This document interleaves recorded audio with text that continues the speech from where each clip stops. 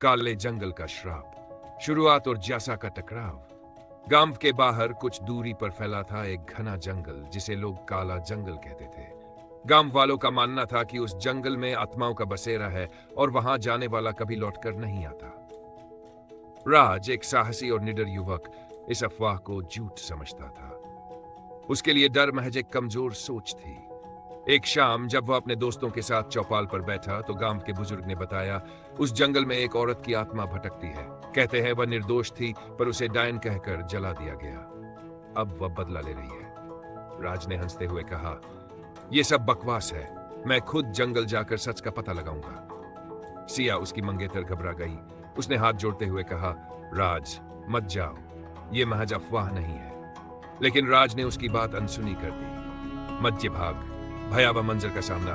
रात का समय था, पूरा गांव सो रहा था और चांदनी रात काले जंगल को और भी डरावना बना रही थी। राज ने टॉर्च और चाकू उठाया और जंगल की ओर बढ़ गया। जंगल के अंदर कदम रखते ही एक अजीब ठंडक ने उसे घेर लिया। हवा थम चुकी थी और सन्नाटे में सिर्फ उसकी सांसों की आवाज सुनाई दे रही थी। कुछ दूर चलने के बाद उसने किसी के हंसने की आवाज सुनी। वह रुक गया। कौन है? राज ने चिल्लाकर पूछा।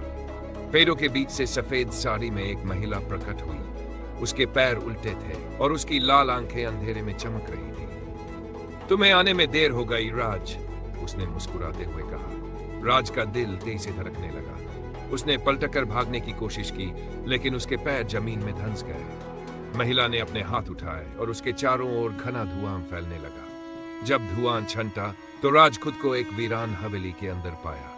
दीवारों पर खून के निशान और अजीब आकृतियां बनी थी। मेज पर एक पुरानी किताब रखी थी। राज ने उसे खोला। किताब में उस औरत की कहानी लिखी थी।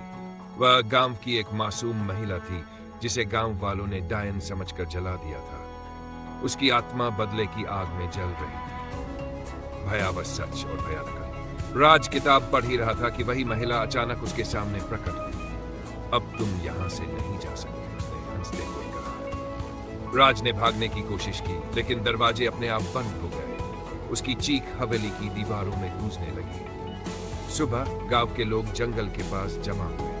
उन्होंने सुना कि जंगल के अंदर से किसी की चीखें आ रही थी। जब वे वहां पहुंचे तो देखा कि राज का शरीर एक पेड़ से लटका हुआ था।